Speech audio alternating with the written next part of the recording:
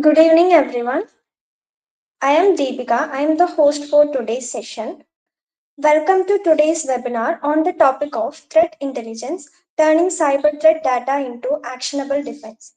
Cyber threats are growing more complex every day, from phishing and ransomware to data breaches and impersonation attacks. The key challenge is not just identifying these threats, but acting on them effectively. That's where threat intelligence comes in, helping organizations turn cyber threat data into actionable security decisions. Today's session will explore how this transformation happens in practice.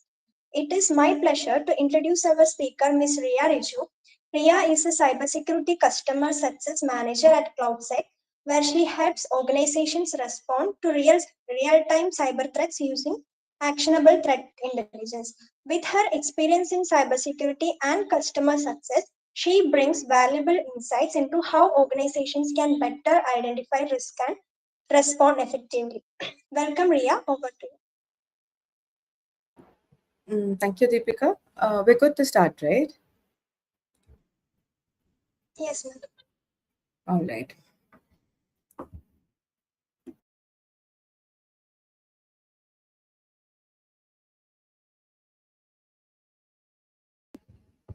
I'm sharing my screen. Maybe one if you can just let me know once you're able to see my screen as well.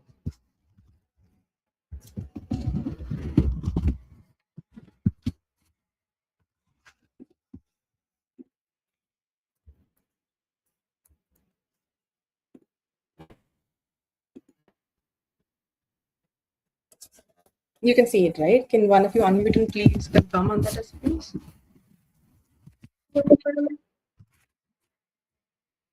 You can, right?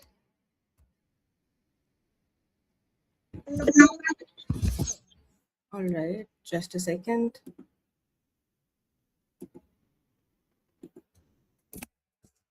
Okay. Now can you see it? Yes, ma'am. All right. Welcome, everyone, and thanks for joining. Today, we're talking about something every security team runs into eventually. You can have threat data pouring in from every direction. It can be from feeds, reports, or telemetry, and still get surprised by an incident. Today, orgs don't have a shortage of data. They have a shortage of context, prioritization, and action. The real question what exists is not what threat are or what threat exists. What kind of threat mattered to my org and how is it actually a risk and how am I actioning upon that? Said that, a quick note on who I am. I'm Riya Reju. I work at CloudSEK as a cybersecurity customer success manager. I work with threat data and defense day to day, which is exactly why this topic matters to me. I've seen firsthand how easy it is to collect a lot of data and still struggle to turn that into a real action. By the end of today's hour, we'll have a practical framework for taking raw data all the way from till the data process till the defense action, how the detection rules work in, how the patches works in, plus a way to measure whether this route, what you're doing currently is actually proper working or not. And we'll leave some real time at the end for your questions. So drop them in the chat as we go. I'll group them for the close. Quickly, I'll just go through what we'll be covering in next 1 hour. The first, what kind of data actually looks like, and different types of information, what security teams receive, and how simply this information isn't enough to process. Then we'll move into a process where how this raw data is changing into intelligence. And that involves a couple of simple methods, which we'll be discussing in. Third section is going to be the main part of today's session, which is not just this raw data and or not just the processing part of it. How this is going to be making intelligence actionable as the main part, which we have to discuss. We look at how real security teams can actually take this intelligence and translate into things like detection rules or maybe block lists, threat hunting, and remediation priorities as well. After that, we'll discuss how we know whether these are actually working.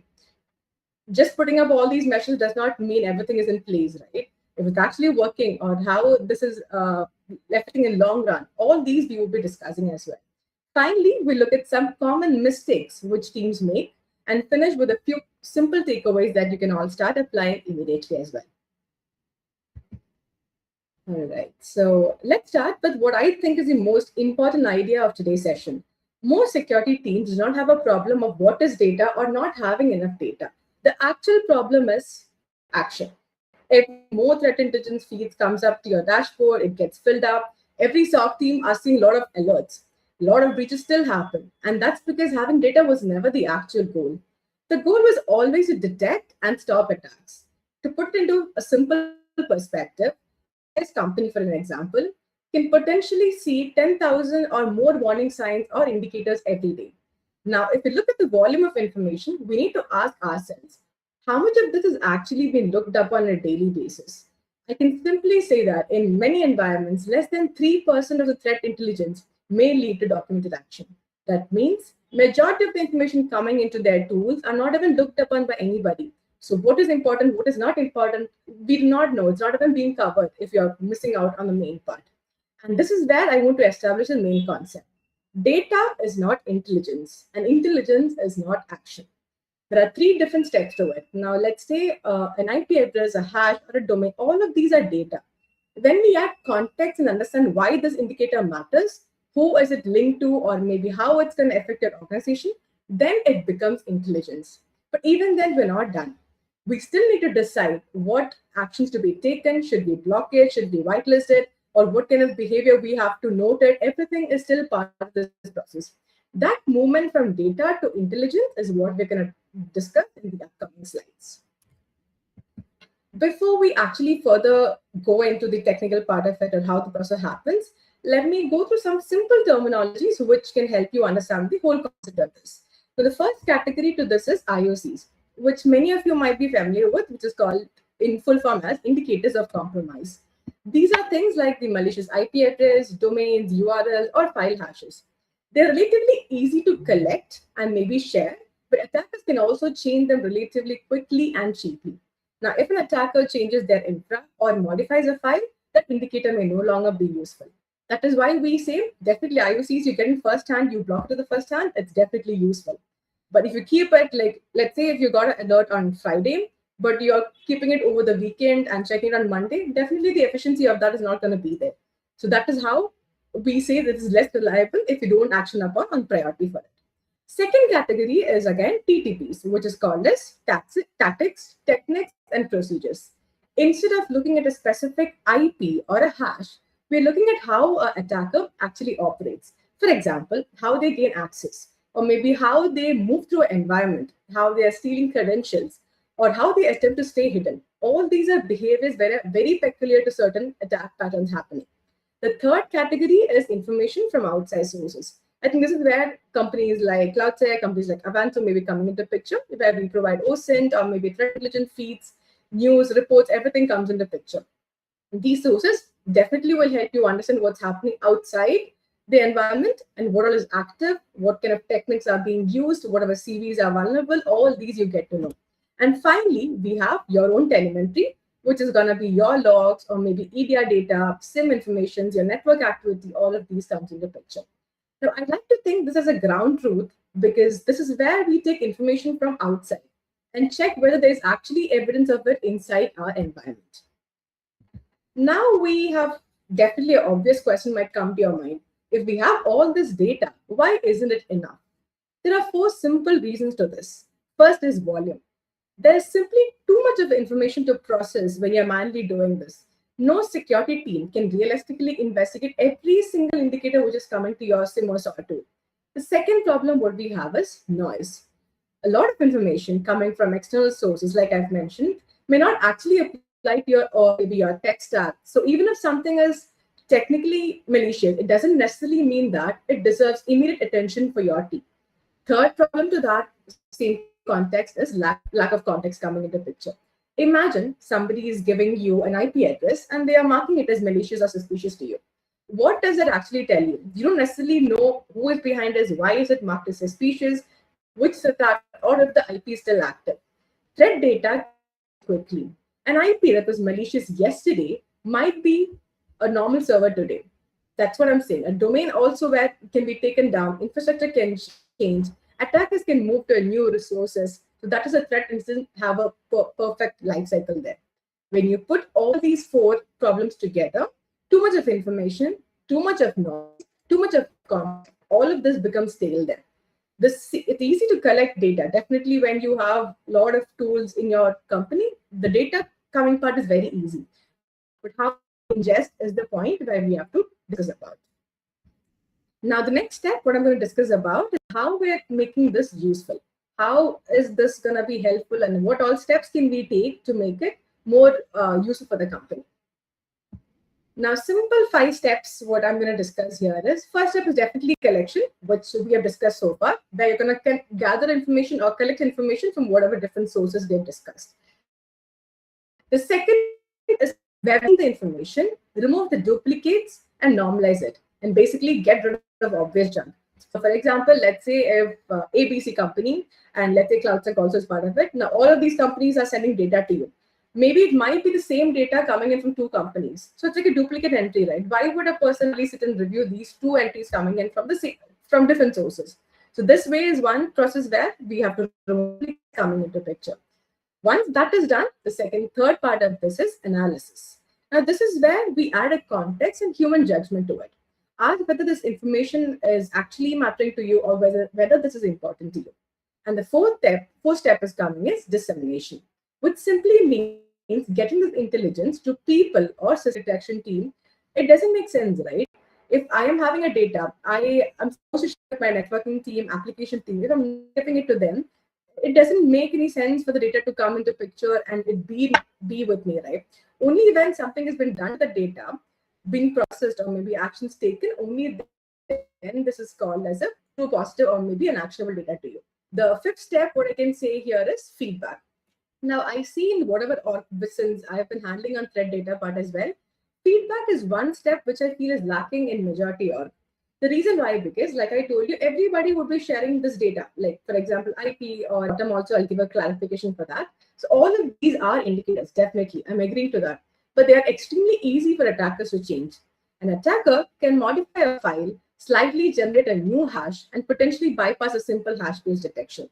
Above that, what do we have is IP address, which is also relatively easy to change. An attacker can move to a different infrastructure and then they will have another IP address, which is again relatively easy to change.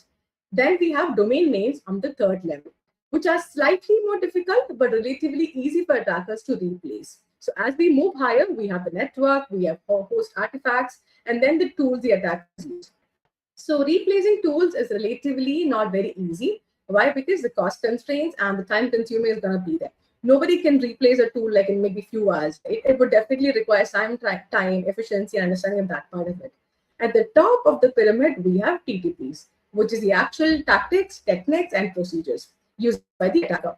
Now, this is something which is little hard, I can say, which they won't change much often, because every attacker, if you will be reading these threat feeds coming in from companies or from different sources, every threat actor would be having a kind of pattern which they use while doing different attacks.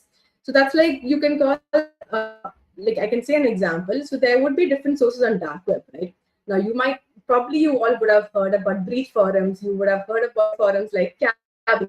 So Cabby is one source where, since we are into threat intelligence, I think these part of it, and this is useful for you. Cabby is one source where this threat actor keeps posting data which is actually older ones. So they will tell in a way that this is very recent data of ABC company. They have taken it from the so and so method. But if you analyze the data, it would be from like a past, say, some breach which have happened to that ABC company like 4 years back or maybe 10 years back. So that's a pattern which Cabby, everything comes into picture with that one reference when it comes in data. That brings in concern.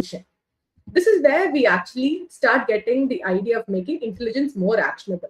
One good piece of intelligence should ideally lead to more than one defensive move. The first is detection rules.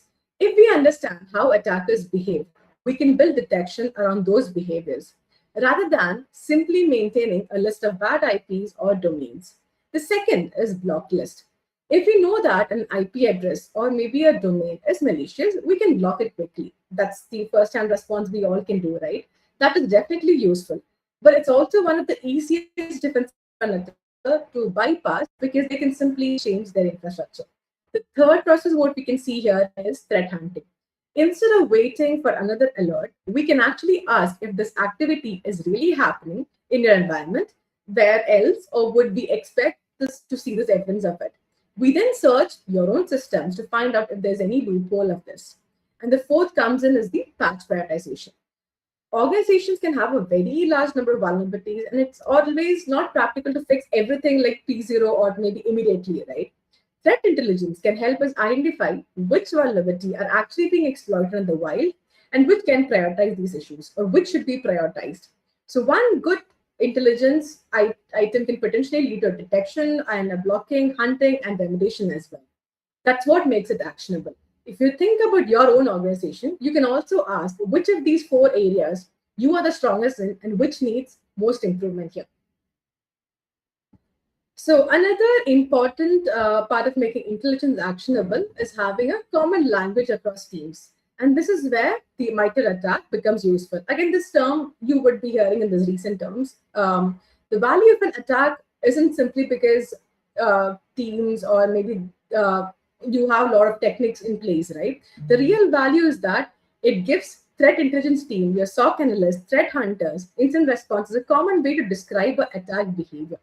At the highest level, we have tactics, which actually describes an attacker wants to what they want to achieve.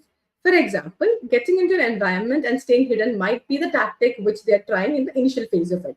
Then comes a technique. Technique might be how they're trying to achieve this objective. They're staying hidden now. Now, how they want to get to the infra or maybe how they want to get to the infrastructure or maybe how they want to get to the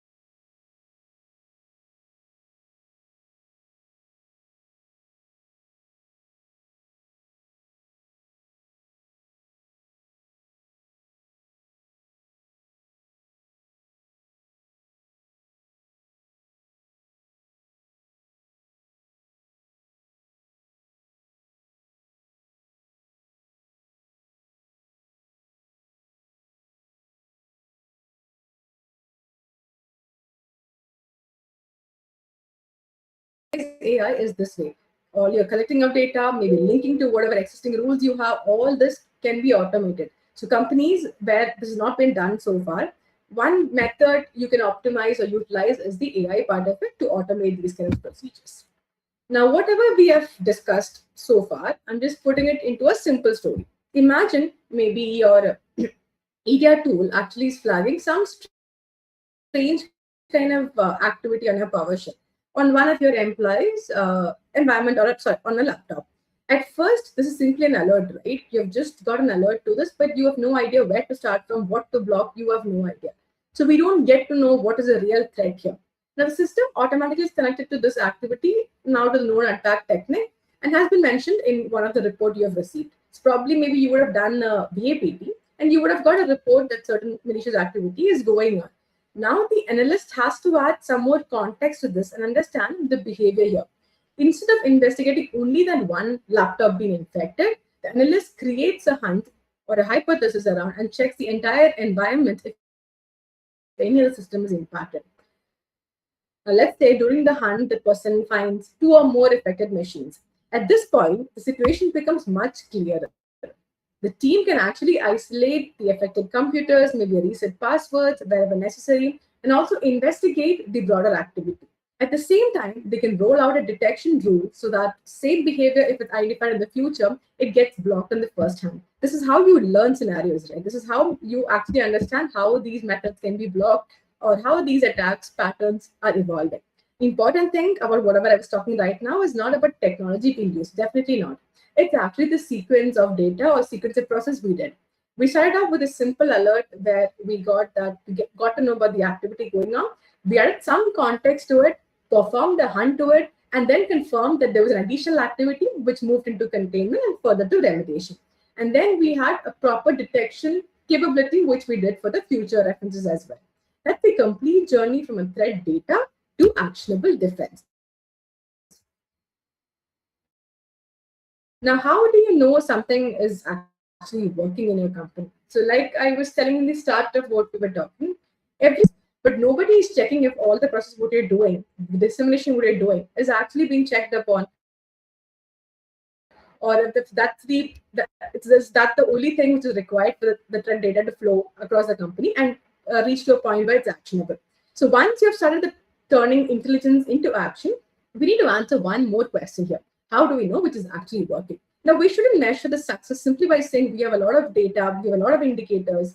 More data does not mean everything gets defense automatically, right? Instead, we should look at the outcomes of it. One useful metric is time to detect.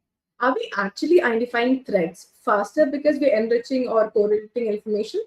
Or maybe, let's say, the false alarm rate of it, where the alerts are becoming more accurate or the analyst is still pending on the same alert over and over again.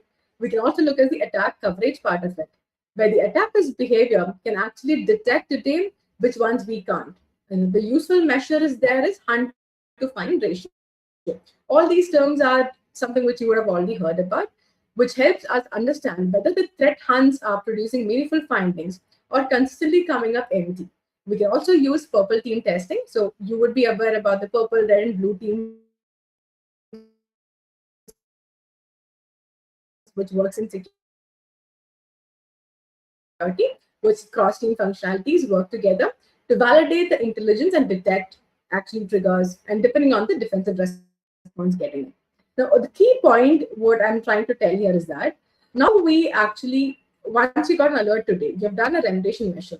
If the same attack is happening, say, 1 month ahead, you should not be doing the same step over and over again. It should all be automated so that it gets blocked in the first place. So that's where the entire process of this working part of it. The entire process of this working part of it. There might be small mistakes, which every teams, or maybe common pitfalls, which every teams might be doing it. So let's say first one might be for the sources. Now, if you're having like 10 different sources which is giving you information, you would not know which to prioritize, which is like P0, P1, or P2 in that. Now, another thread feed may sound like an improvement, but if a team is already struggling to process the existing information, another feed may simply create more noise there. Second one is siloed teams. Now, if threat intelligence team and the SOC team are working separately and don't share enough information, or they do not share context between teams, then there's no point of this data being segregated to different teams, right? And then the third mistake, what we do is whether it's actually helped. So this process we have to start following in our companies. Majority of the companies would be doing the process where we're reaching till blocking of the IOCs or maybe passing the information to your concerned teams. But nobody would be doing a cross validation there if it actually helped or was it a false positive or a true positive there. This is one measure which we can start utilizing in your companies as well to understand the process as well. TTPs is another one thing which I would suggest. Now, there are a lot of threat feeds, a lot of sources, news articles, everything coming about any kind of dark web feeds or dark web news, I can say. Start reading these kind of things to understand the attack patterns because nobody can predict here what is going to happen next in the future, what is going to happen to your company. With all of this data, also some breach can happen. Let's say if ABC company is very effective in doing all of the process which I've discussed, but still ends up in a breach. That is because they're only following what has been told them. Like it's like a process. They're doing this, they're doing that, but not ahead of the future to think what and all can happen. So that's where we try to tell you all that learn more of the attack patterns what's happening and then block that and bring in defensive mechanisms to control that in the first place. That is where we actually start we have to understand more of how the network works, how the network activity works, and how these attackers are gaining access into the network. So all of these would be good pointers to learn. There would be students also part of this call, I feel. So one thing which you have to all learn thing is about latest patterns of attack, what is happening around. There are a lot. So AI coming into picture and LLM models and all of these coming into picture. Earlier, it was just shadow IT being in place because any tool, there would be a lot of tools around in the surface right now. Every tool has a possibility to get in your attack surface of public exposure. But then what is happening in the shadow AI part of it is very less exposure, even the companies might have. Because you would have been seeing the latest news. Everything is linked to AI as well as the third party risk management vendors. Because vendor management monitoring is also another important practical thing, which is again a strict guidelines which every company is bringing into because we are vendor with the company. We do not know this vendor how is their security posture, how well they're taking care of any kind of breaches happening to them. If our data is also part of this, again, it's an exposure then. So everything AI being involved and threat actors being part of these LLM models and infrastructure is a big part of it. We have TPR, which is called as third party risk management attacks, which is happening. So wherever the vendors as well. So attacks can whatever areas we have, and these we can limit the exposure of attacks happening around. Now, let me bring everything together so that it's relevant to you. Rather than threat intelligence becomes more valuable when it's connected to your organization, your industry, context before acting. A raw indicator is only a mere clue. Context is what helps you understand why you should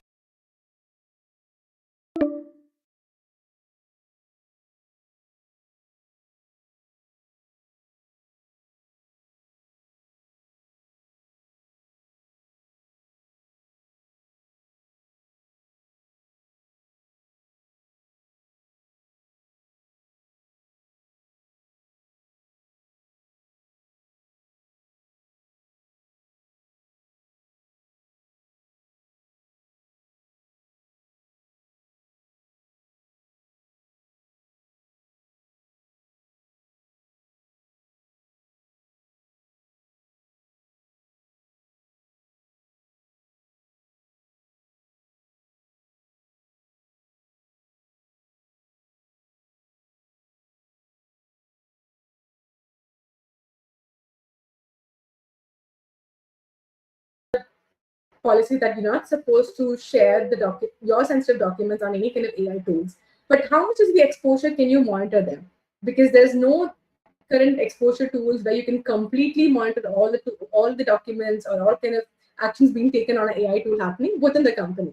So this is all a risk where everybody's concerned about. Policies are made definitely, but not necessary that everybody is following that.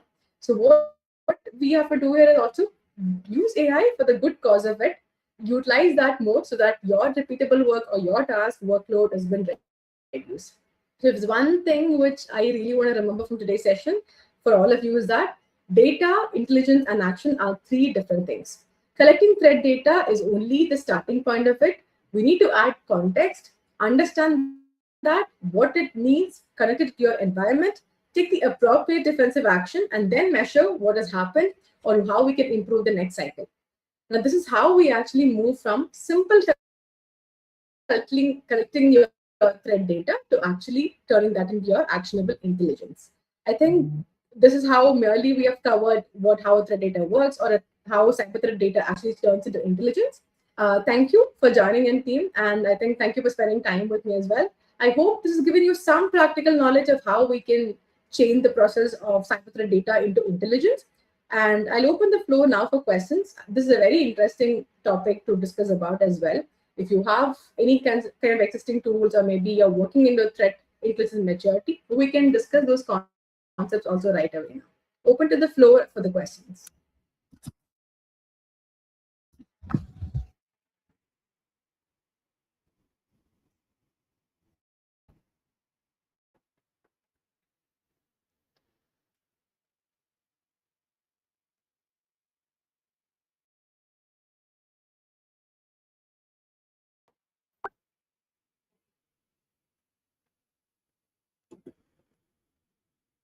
Okay, I'll stop sharing because I'm not able to see the chat screen. Okay, all right. What are some common mistakes most of the companies make while implementing a threat intelligence program? So this is what exactly we were discussing now, right? So every threat intelligence company, what when they implement, definitely they refer to multiple tools. Everybody would be thinking, okay, a lot of data coming into picture, you are covered from all areas, all the loopholes. But that's not the case, right? When you have more data, definitely analyzing this is one step which we definitely have to take it, because just having too much of noise, too much of information does not help in actually doing an action upon. One thing is noise. Putting up a best tool in place, a best intelligence tool is one thing which we have to do the first step. And second step is processing whatever happens in the analysis part, everything you're doing the automation part. Then comes the feedback process. Starting the threat intelligence, once you have everything you're doing the automation part of it, then comes the feedback process. Start discussing whatever actions you have taken. So if you're saying, if you are implementing the IP and you're implementing the IP and you're doing the IP, back with your cross team block for the future references as well. Hope that answered that question. What are the mistakes part of it? For organizations who are trying to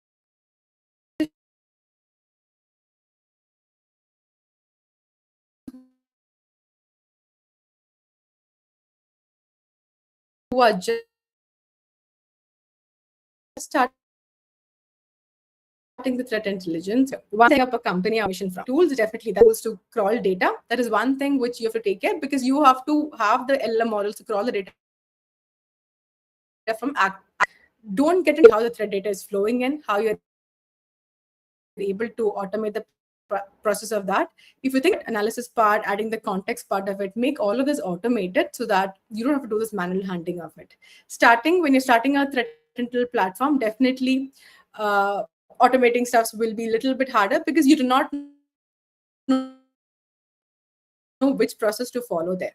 So such cases, I would always suggest you that check whatever sources you're able to crawl data from, and then think what all process you have to detection rules, whatever logic rules you can, make it in place so that in the future you don't have to repeat the same stuffs. So three things what you can do here is make your application secure, make your sources correct, analysis part of it, add proper rules in place, and third is the feedback part of it. Initial phase itself, if you start the feedback part of it, it's more easier on the long run.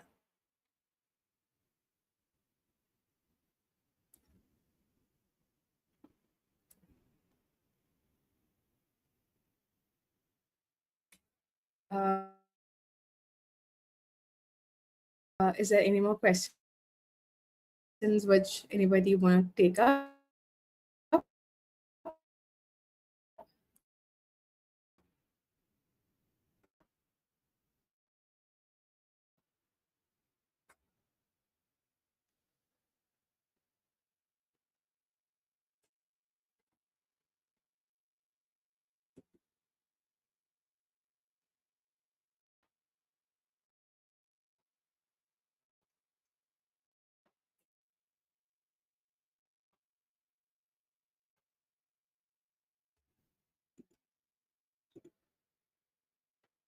How do organizations differentiate between real high priority threat and huge amount of security noise they receive every day? I'm assuming that Sindhu is working from a security background. You're an ABC company. You have three different tools you use. You're an ABC company. You have three different tools to analyze all of these. Let's say, see, like I told you, right now, let's take an example of Cabby, the source which I told you. Same way, whatever happens today, you got an IP address. What do you do? You check if that's part of your infra, maybe, or on the past where you're using the IP. You would do all these initial checks. Check is definitely you check if that's part of your infra, maybe, or on the past where you're using the IP. You would do all these initial checks. Check steps is doing IAM sit and validate that, or maybe sit and validate a domain. Domain, I know nobody is doing manual tasks there. So whatever do here, so that's gonna be a simple task automated. Then your priority, your task will be to intervene whatever results you have got. That's gonna be like, let's say an IP was part of an attack, and maybe you know the location, you know the IP address, TTP is there, you have a pattern which you have seen. Let's say it was through your network, maybe a port was open, and that's how the attacker got it. You have a pattern set now. So now you have to make sure everything is in place when the ports are open. So this is how you put in priority and you put in logic also to how the defense happens. Defense is not a one day thing, right? It keeps changing, it keeps evolving as the attack surface increasing as well. So second thing is build in detection rules always when you see a threat pattern. That actually reduces your load as well.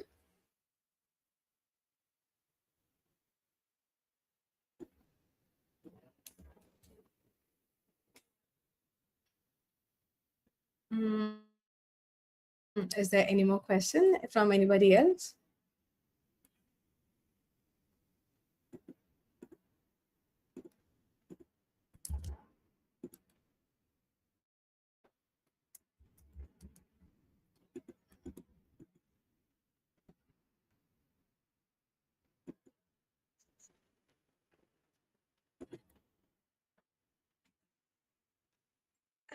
I think there is no more questions, ma'am. All right. So let's conclude. Thank you so Sure. much, ma'am, for sharing your expertise and valuable insight with us. Today's session was very valuable for all of us. We truly appreciate you for sharing your knowledge and experience with us today. And I would also like to inform all participants that certificates will be provided to you in the near future. If you haven't filled it yet, kindly complete it.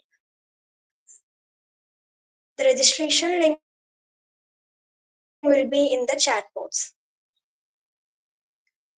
So we hope you found this session useful and insightful. Thank you once again, Riya ma'am, and thank you everyone for attending. Thank you, ma'am.